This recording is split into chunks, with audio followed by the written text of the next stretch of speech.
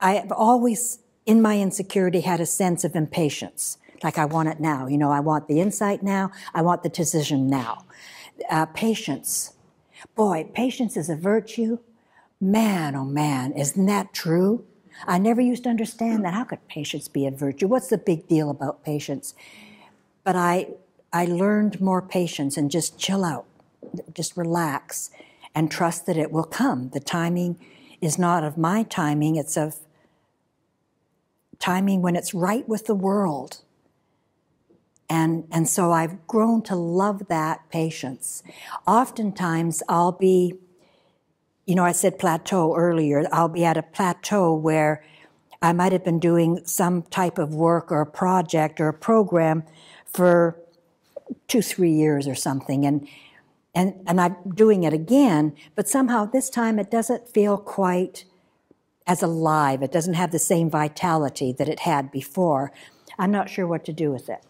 You know, there's no decision there. So now I'm far more comfortable just sitting with it and trusting that the decision will make itself known.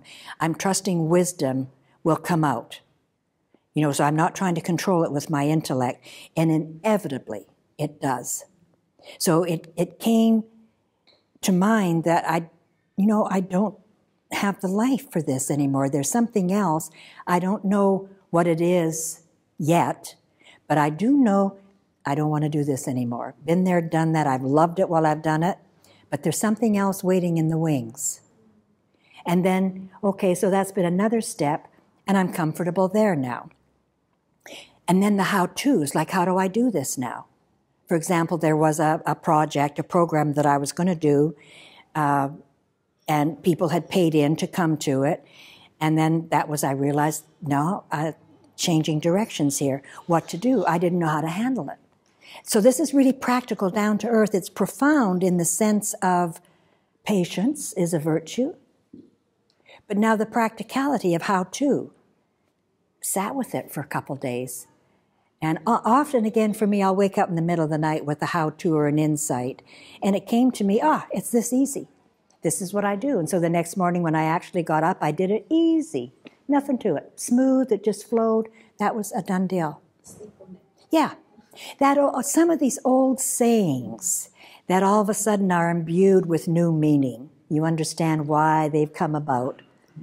And so, again, there's a reassurance about it. Like, when I was in an active business and in Florida, and I was head of a not-for-profit organization, my thoughts were compelling about how to run it and what to do in the next project and the next funding, and then to how to have the principals be working with me instead of me trying to control it.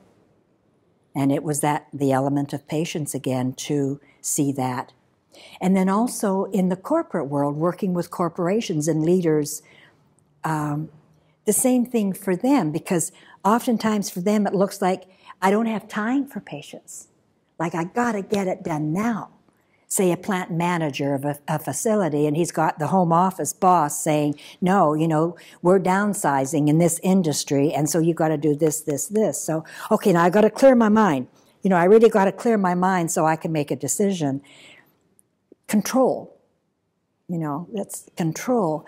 And to trust that, Sid often would say, beyond time, space, and matter.